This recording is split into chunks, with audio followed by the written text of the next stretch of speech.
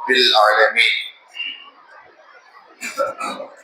والعاقبة للمتقين والصلاة والسلام على سيد الأنبياء والمرسلين أما بعد فأعوذ بالله من الشيطان الرجيم بسم الله الرحمن الرحيم إن الله وملائكته يصلون على النبي يا أيها الذين آمنوا صلوا عليه وسلموا تسليما اللهم صل على سيدنا مولانا محمد وبارك وسلم صلوا عليه صلاة وسلام عليك سيدي يا رسول الله صلی اللہ تعالی علیہ وسلم پڑھے الصلاۃ والسلام علیک یا رسول اللہ الصلاۃ والسلام علیک یا حبیب اللہ الصلاۃ والسلام علیک یا نور اللہ صلی اللہ تعالی علیہ وسلم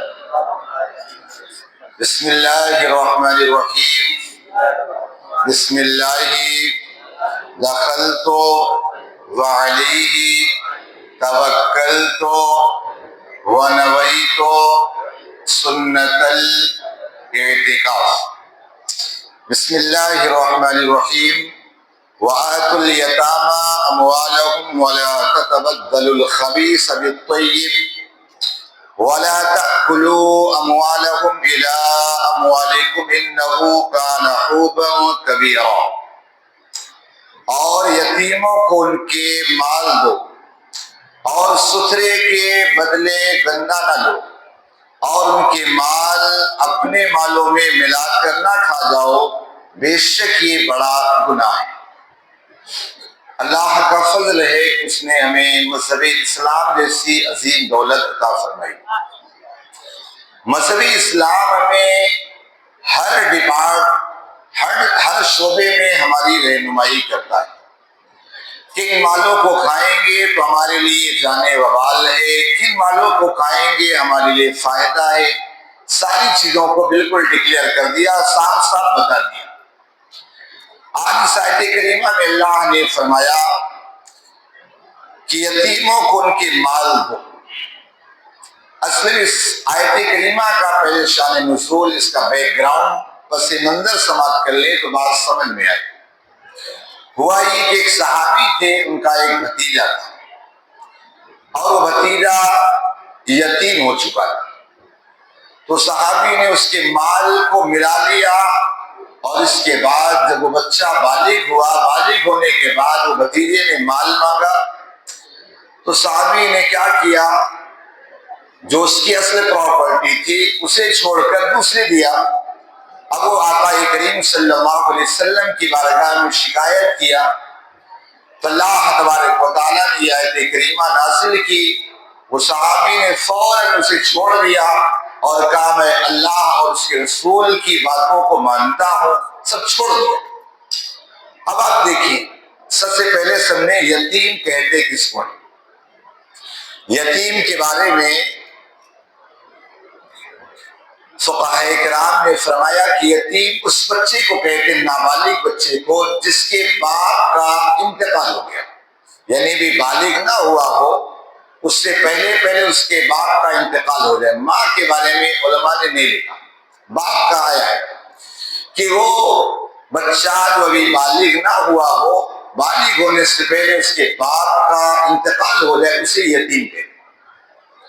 اب اس یتیم کے لیے ابھی حدیث پاک میں سنے تو ابھی سمجھ گئے نا یتیم کس کو کہتے، جس کا باپ بالغ ہونے سے پہلے انتقال ہو جائے۔ لیکن میں سوچ رہا ہوں کہ مولا علی نے کسی یتیم کا اسے بھی بتا دوں۔ سبحان اللہ، سننا چاہتے ہیں؟ سبحان اللہ۔ دیکھو زبردستی آپ نہیں بیٹھنے کو، دین کی کچھ بات سیکھیں گے، شوق و ذوق دکھائے۔ مولا علی کہتے لیس الیتیم قد مات والدہ بل الیتیم یتیم العلم والادب۔ کیا فرماتے ہیں؟ یتیم وہ نہیں ہے جس کا باپ مر گیا ہو، بلکہ یتیم وہ ہے جو علم اور ادب سے کوڑا ہو، جس کے پاس علم اور ادب نہ ہو۔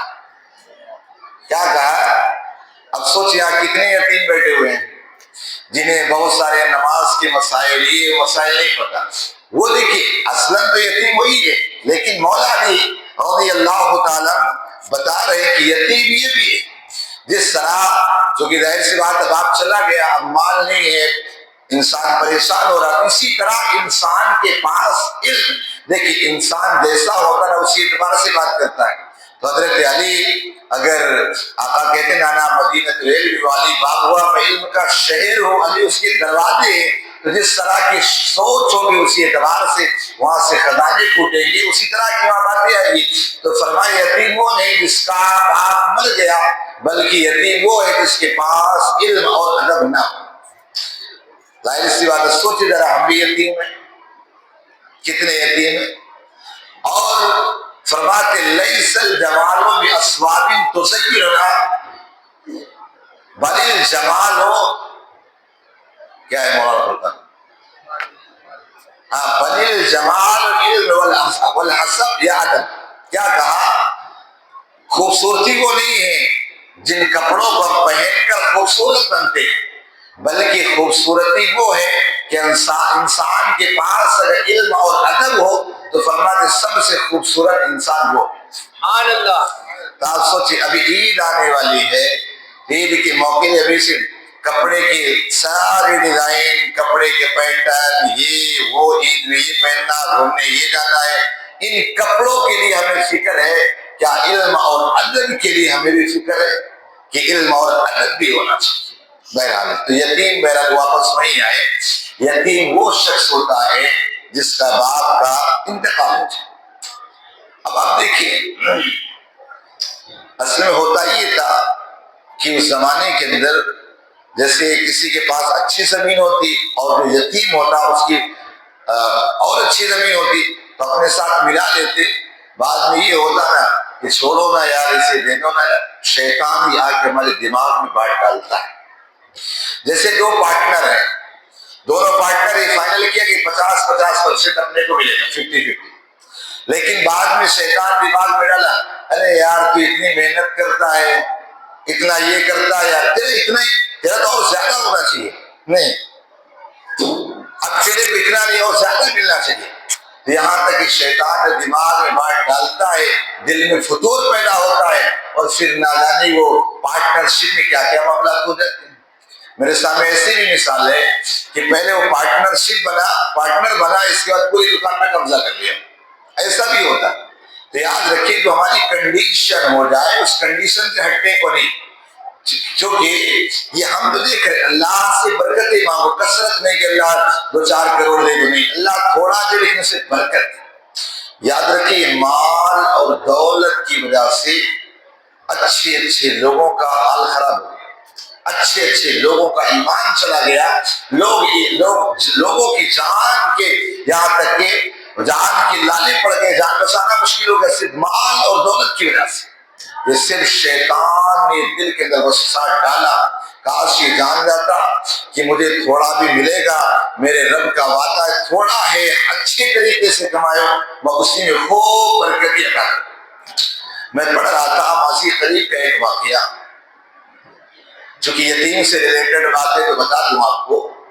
اردن کا، آج جسے جارڈن کہا جاتا ہے، وہ پیپر میں آیا، بتایا جارڈن کے اندر اردن کا ایک واقعہ کہ ایک ابو انس نام کا بندہ، اس کی بڑی فیکٹری تھی، چلاتا تھا، اور ایک اس کا چھوٹا بھائی تھا، وہ یونیورسٹی میں پڑھتا تھا.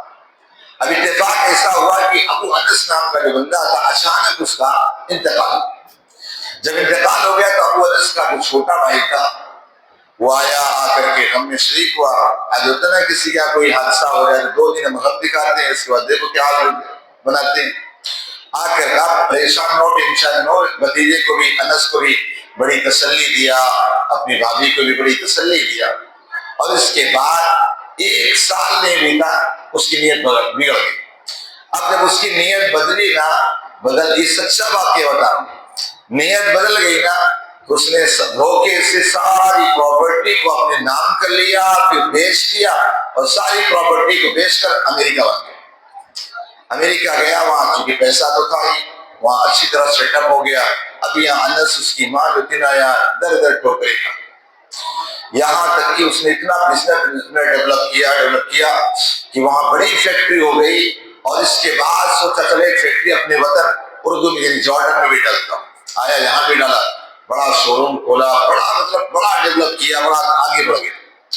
ایک دن ابو انس کو پتا چلا تو اپنی والدہ کو بتایا، انس کی والدہ نے کہا بیٹا جا کے چچا سے ذرا کہہ تو، جا کر کہے تاکہ کچھ نہ کچھ ہماری مدد کرے، ہماری حالت اچھی نہیں۔ گیا، جا کر کے وہاں پر جیسے اپنے چچا کے آفس میں پہنچا، دیکھنے کے بعد غصہ ہوا، فوراً دوبارہ آیا، پولیس کو پکڑوا دے، بھاگا سے وہاں سے ڈانٹ ڈوٹ کی ساری طرح سے وہاں سے بھگا دیا، مایوس سے بھی بچانا چلا۔ اب بے بات تھی، اس نے جو کہنا تھا یا جو بھی رہا معاملہ، بہرحال اس طرح کر کے وقت گزرتا رہا، یہاں تک کہ 15 سال گزر گئے نا، 15 سال میں اس کو اتنا ڈیولپ کر گیا، سمجھ لو کہ جارڈن میں اس کی کمپنی کا نام ہو گیا۔ اب چونکہ امریکہ سیٹ اپ ہو گیا تو وہاں شادی کیا، وہاں بچے ہو گئے، اب سوچا یار واپس اپنے وطن جارڈن آ جاتا۔ اب گیا وہاں سے لے کر کے سارے لوگ کو، یا امریکہ سے جارڈن آیا، ایئرپورٹ سے گاڑی میں بیٹھ کے جیسے نکلا، وہاں ایسا مارا ٹکر نا، وہ سب کا بھوسا بن گیا۔ انس اس کا جو چچا تھا وہ بھی گیا، اس کا چاچی بھی، اس کے بھتیجے، اس کے سارے لوگ چلے، ختم ہو گئے۔ اب اس کا کوئی وارث نہ رہا، کیونکہ وہاں وارث کے اعتبار سے جو اس کا وارث ہوگا اسی کو ملے گا، تو اس کے خاندان میں کوئی نہ تھا، وہی انس تھا جو کل تک یتیم تھا، آج اتنی بڑی پراپرٹی کا دیکھو مالک ہو گیا۔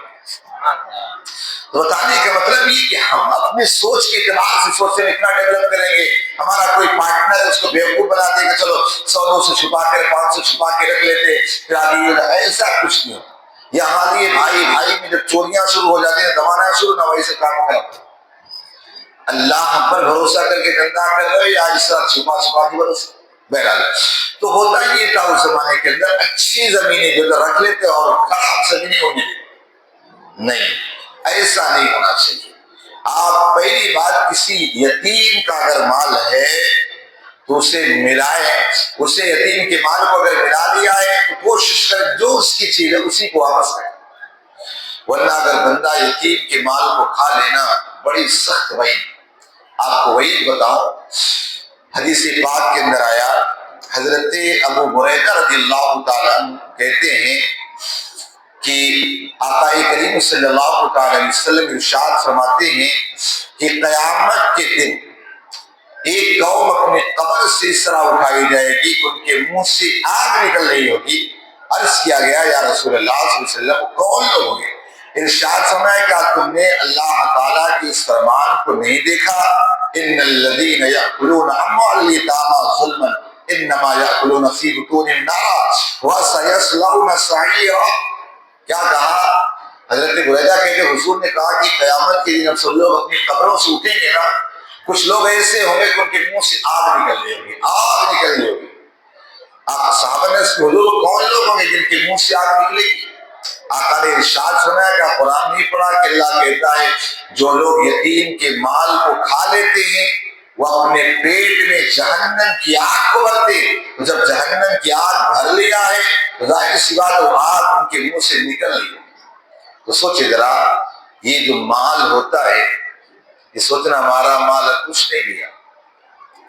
حدیث پاک میں آیا کہ جب آپ مر جاؤ گے اور 4 لوگ آپ کے جنازے کو لے کر چلیں گے نا تو مردہ جو سب سے خطاب کرے گا، سب سے باتیں کرے گا، اے لوگو میں دھوکے میں آیا، تم دھوکے میں نہیں آنا۔ اس کی آواز کو انسان اور جنات کے علاوہ سب سنتے ہیں، اور پھر کیا کہتا ہے معلوم؟ آخر میں کہتا ہے میں نے جو مال جمع کیا وہ مال کو میری اولادیں تو عیش کریں گی، لیکن وہ مجھ سے جھگڑ رہی، اللہ کی بارگاہ مجھے اس کا حساب دینا ہے۔ اگر آپ نے اپنی اولاد کے لیے جمع کر لیا، حرام حلال کچھ نہ دے گا، اس کا حساب اللہ کو دینا ہے، اور آپ کی اولاد عیش کر رہی حرام کے ساتھ، وہ اس کا بھی عذاب آپ کو ملے گا۔ لہذا مال جو ہے حلال اور پاکیزہ طریقے سے، اور خاص طور سے اگر یتیم کا تو بالکل بچی۔ حضرت ابو سعید خدری سے روایت ہے، حضور فرماتے ہیں میں نے معراج کی رات ایسی قوم کو دیکھا جن کے ہونٹ اونٹوں کے ہونٹوں کی طرح تھے، اور ان پر ایسے لوگ مقرر تھے جو ان کے ہونٹوں کو پکڑتے، پھر ان کے منہوں میں آگ کے پتھر ڈالتے جو ان کے پیچھے سے نکل جاتے۔ میں نے پوچھا یہ کون لوگ ہیں؟ عرض کی یہ وہ لوگ ہیں جو یتیموں کا مال ظلم سے کھاتے تھے۔ کیا کہا؟ یعنی جو ہمارے ہونٹ ہے نا، اونٹوں کے ہونٹ کے برابر موٹے موٹے، اور آگ کا پتھر ان کے منہ میں ڈالا جائے گا، پیچھے سے نکل جائے گا، پھر ڈالا جائے گا، اس طرح کا حضور نے فرمایا کون لوگ ہیں؟ کہا یہ دنیا میں یتیم کا مال کھاتے۔ آج ہوتا ہے نا کسی غریب کو جو ہے نا پاگے اسے ہڑپ لیا، اسے زبردست ستا کر لے لیا، یاد رکھے کچھ نہیں، یہ چند دن کا ہو سکتا ہے، اس کے بعد آپ کے لیے کچھ نہیں ہو سکتا ہے۔ ایک اور حدیث پاک سنے، حضرت ابو ہریرہ رضی اللہ تعالیٰ عنہ سے روایت ہے، ارشاد فرماتے ہیں حضرت ابو ہریرہ رضی اللہ تعالیٰ عنہ کہ نبی صلی اللہ علیہ وسلم قال اجتنبوا سبع الموبقات، 7 ہلاک کرنے والی چیزوں سے اپنے آپ کو بچاؤ۔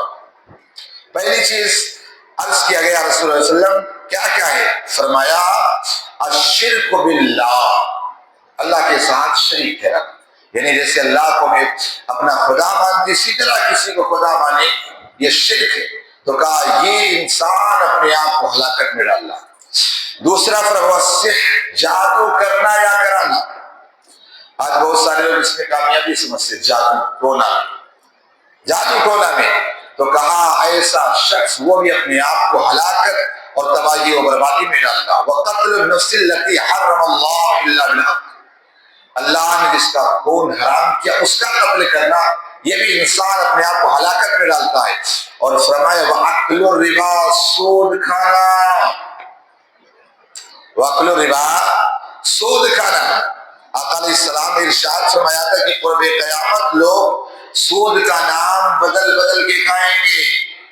آج شیئر بازار میں بڑا پیسہ انویسٹ کرتے لوگ، یہ ہے وہ ہے، پتہ نہیں کون کون سی اسکیمیں لاتی ہیں۔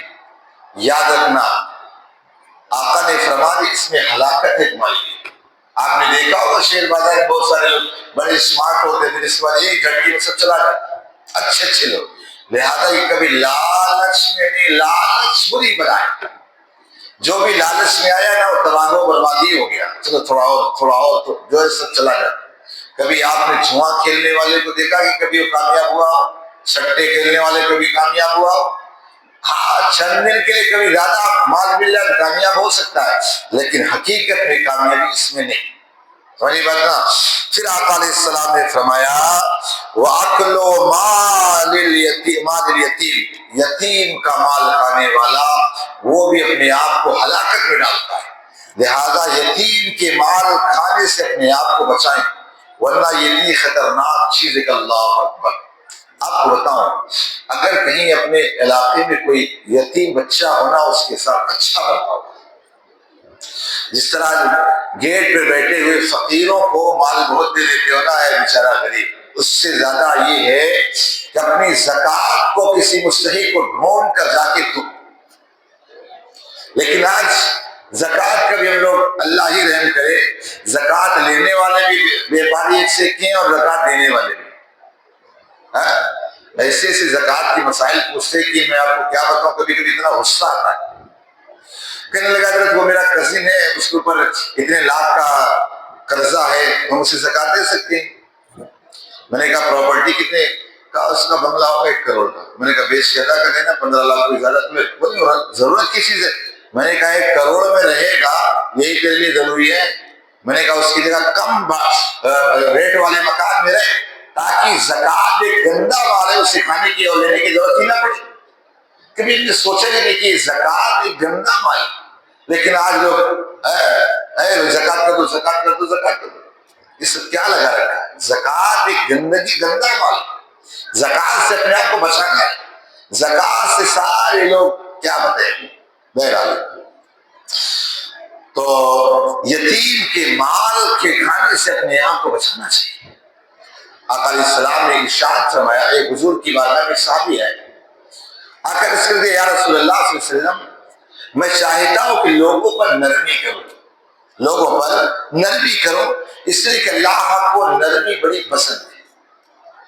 آج ہم تو سخت ہیں نا ہر معاملہ، پھر سوچتے علاقے کا بھائی ہے، یہ بھائی ہے کہ گلی محلے کا بھائی ہے، کوئی غریبوں کو دبانے والا، ذرا وہ اپنے سے بڑے ملے، ذرا دیکھیے کتنا بڑا بھائی ہے.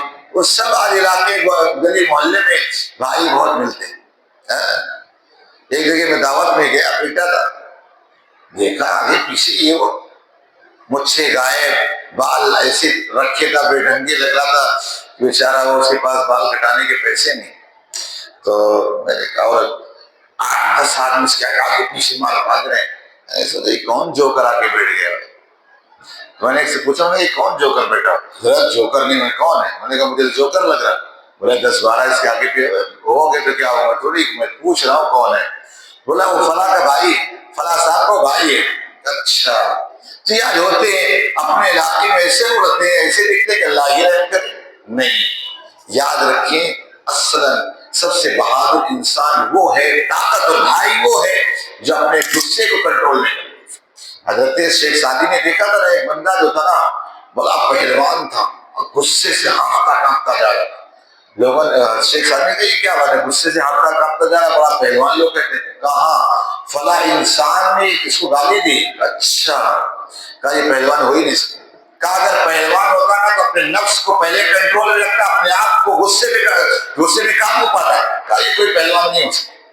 تو بتانے کا مقصد یہ ہے کہ جہاں پر یتیم ہو ان کو ڈھونڈو، غریبوں کو ڈھونڈو. سمجھی بات نا؟ اصلاً اس کے مستحق کو جا کے زکات ادا.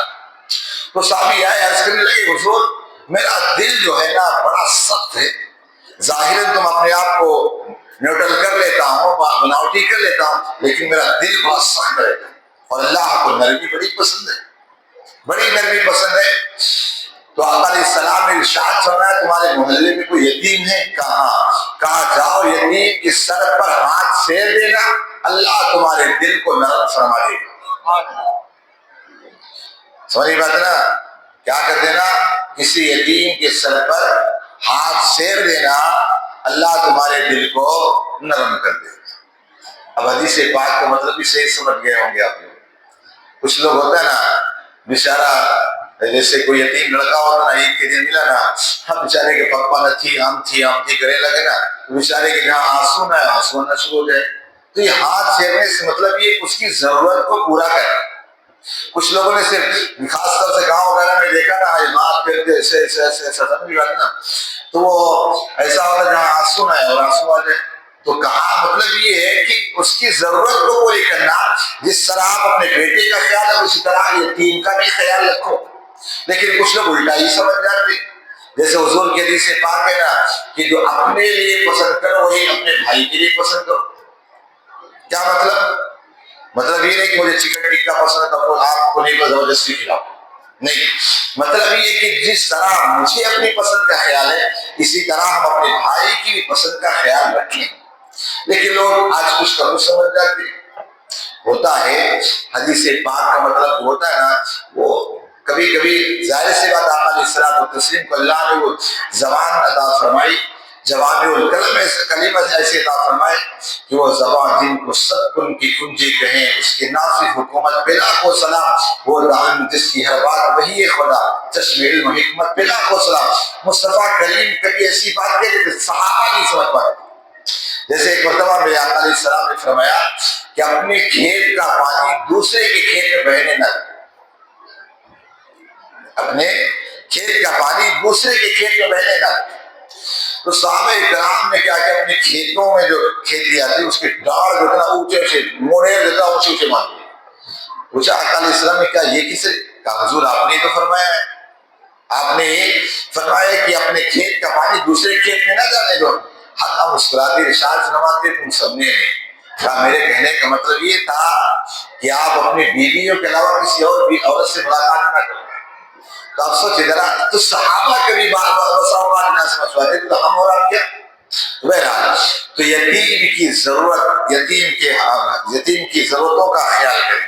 اب 2-4 حدیث پاک سنیں کہ آپ علیہ الصلوۃ والتسلیم نے یتیم کے بارے میں جو کفالت کرتا ہے کیا آپ علیہ السلام نے انعام عطا فرمایا. حضرت سہل سے روایت ہے رسول اللہ صلی اللہ علیہ وسلم نے فرمایا کہ میں اور یتیم کی کفالت کرنے والا جنت میں اس طرح ہوں گے. پھر اپنی شہادت والی اور درمیان والی انگلی سے اشارہ کیا اور انہیں کشادہ کیا. یہ دیکھ رہے نا، یہ جو انگلی یہ بیچ آقا علیہ السلام نے فرمایا جو کسی یتیم کی پرورش کرے گا کل قیامت کے دن جنت میں میرے ساتھ اس طرح ہوگا، جتنا فاصلہ یہ ہے اتنا اور اس کے درمیان میرا فاصلہ ہوگا، وہ جنت میں گویا وہ میرے ساتھ یہ ہوگا۔ دوسری حدیث پاک حضرت عبداللہ بن عباس کی روایت ہے، امام الانبیاء صلی اللہ علیہ وسلم نے فرمایا جس نے مسلمانوں کے کسی یتیم بچے کے کھانے پینے کی ذمہ داری لی اللہ عز و جل اسے جنت میں داخل فرمائے گا مگر یہ کہ وہ ایسا گناہ کرے جس کی معافی نہ ہو، یعنی جیسے شرک وغیرہ۔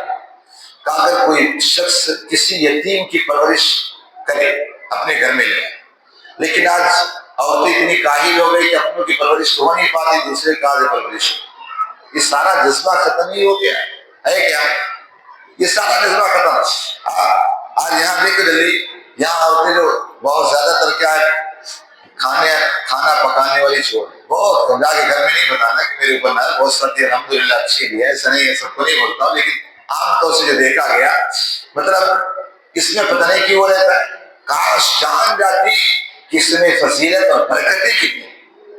آقا نے فرمایا کسی اگر یتیم کی پرورش کی، اسے کھلایا پلایا، اچھی تعلیم دی، آقا فرمایا جو میرے ساتھ جنت میں جائے۔ حضرت خدیجہ رضی اللہ تعالیٰ آپ جانتے کون ہیں؟ کون ہے؟ بولو، نہیں جانتے؟ ارے آقا علیہ السلام کی بیوی اور ہماری ماں ہے، ام المومنین ہے، ام المومن حضرت خدیجہ۔ آپ کو پتا ہو کتنی بچوں کی پرورش کرتی تھی؟ آپ ملکہ عرب تھی، عرب کی ملکہ تھی، لیکن جب آقا علیہ السلام اور تسلیم سے نکاح ہوا تو آپ نے ساری دولت آقا کے قدموں میں نچھاور کر دی۔ آقا نے اس کو بینک بیلنس نہیں کر لیا، سب غریبوں میں بانٹ دیا، غریبوں میں بانٹ دیا۔ اب کل جو آیت کریم آ رہی اس میں خاص طور سے جو یتیم بچیاں ہوتی اس طرح کس طرح ان کے ساتھ نکاح کا جو ظلم کرتے کل انشاءاللہ سنیں گی۔ حضرت ماں خدیجہ رضی اللہ تعالیٰ عنہ ملک عرب تھی، آقا سے نکاح کی ساری دولت قربان کر دیا۔ اب اس کے بعد آپ کے پاس کتنے بیک وقت بچے تھے آپ کو پتا ہے؟ آپ کی آقا علیہ السلام کی کتنی بیٹیاں تھی؟ بولو، 4 تھی، بھی نہیں رکھتے، کتنی تھی؟ 4 صاحبزادی تھی۔ آقا کی کتنی صاحبزادی تھی؟ کیا کیا؟ حضرت زینب، حضرت رقیہ، حضرت ام کلثوم اور حضرت اتنا مشہور ہے بھی نہیں۔ تو 4 آپ کی بیٹیاں اور 3 بیٹے تھے آپ کے۔ کتنے بیٹے تھے؟ 3 بیٹے۔ کتنے ہو گئے؟ 7۔ اس کے بعد حضرت خدیجہ کے پہلے شوہر سے 2 بیٹے، کتنے ہو گئے؟ اور اس کے بعد حضرت مولا علی رضی اللہ تعالیٰ عنہ کو آقا علیہ السلام نے بھول دیا، یعنی آقا کے گھر میں پرورش پائے حضرت علی رضی اللہ۔ اس طرح کتنے بچے ہو گئے؟ 10 بچے ہو گئے۔ کتنے بچے ہوئے؟ حضرت ماں خدیجہ 10 بچوں کی پرورش کرتی اور ساتھ ہی ساتھ آقا علیہ السلام و تسلیم کا بھی اتنا خیال کرتی تھی۔ آج آپ سوچیں کیسی وہ آقا علیہ السلام کی بیوی تھی، جیسے آقا علیہ السلام آتے چہرے سے فوراً بھاپ لیتے، فوراً اس کے ان کے لیے آقا کے لیے انتظار کرتے، فوراً تسلی بخش الفاظ کہتے۔ لیکن یہاں آپ تھکے ہارے گھر پہنچو، دیکھو ذرا پہنچتے ہو نا تو کہیں اگر بیوی اور ماں میں ہو گیا اور جھگڑا تو پھر دیکھ لو ذرا، ماں کا منہ ادھر، بیوی کا ادھر۔ اب بیچارہ شوہر کیا کرے، دن بھر تھکا آ رہا ہے، اگر بیوی سے کی طرف جاتا ہے تو ماں کہے گی بیوی کا جورو ہے، بیوی کا غلام ہے، اور ماں کی بیوی ماں کی طرف جائے تو بیوی کہے گی ماں کے آنچل سے بندھائی گئے تھا، ماں کا غلام ہے، میری سنتا ہی نہیں، زیادہ 3-5 چلے گا چلی جائے گا اپنے ماں کے گھر، ماں بھی کہتا ہے تو نوکر نہیں ہے۔ آج کل کی مائیں زیادہ تر اپنے گھروں کو اپنی بیٹیوں کے گھروں کو بگاڑ دیتی ہیں۔ ہمارے ایسا سسٹم نہیں، یہاں بہت زیادہ سسٹم ہے کہ بس وہ عورتیں ایسی ہوتی ہیں کانا پوسا، سمجھے نا؟ اس لیے کسی اللہ والے نے کہا تھا کہ اگر زیادہ بہنیں ہو تو وہاں شادیاں نہ کیا کرو، کیونکہ وہ بہنوں کی جب کانفرنس ہوتی ہے نا تو پھر فیصلہ اچھا نہیں ہوتا، تھوڑا بچا کریں۔ ساری بہنوں کی کانفرنس، چونکہ دن میں ایک بار کانفرنس ہونا ہی ساری چیزوں کی، بہرحال بات وہاں جا رہی تھی۔ یتیم کے بارے میں کہا گیا کہ یتیم کی اچھی پرورش کرو۔ پھر اور ایک حدیث پاک سے ارشاد علیہ السلام کہ مسلمانوں کے گھروں میں سب سے اچھا گھر وہ ہے جس میں یتیم سے اچھا سلوک کیا جائے، اور مسلمانوں کے گھروں میں برا گھر وہ جس میں یتیم سے برا سلوک کیا جائے۔ لہذا اگر اپنا گھر اچھا بنانا ہے، یتیم کے ساتھ اچھا برتاؤ کرو، یتیم کے ساتھ اچھا سلوک کرو۔ ویسے آج ہم اتنے فیسلٹی والے دور میں جی رہے ہیں، اتنے مالوں کی فراوانی ہے، لیکن پھر بھی بہت سے ایسے غریب ضرورت مند ہوتے ہیں، وہاں پہنچی ان کی ضرورتوں کو پورا کرے، زکوٰۃ کے ذریعے انہیں چاہیں تو للہ رقم سے انہیں کپڑے دلائیں، ان کے کھانے پینے کی چیزیں دلائیں۔ زکوٰۃ میں کہنا اور بولنا یہ ضروری نہیں، آپ بس مستحق ہونا چاہیے اور آپ کے دل میں نیت اور اتنا کافی۔ اللہ پاک کہنے سننے سلام علیہ کی توفیق عطا فرمائے۔ اللہم صلی علی سیدنا مولانا محمد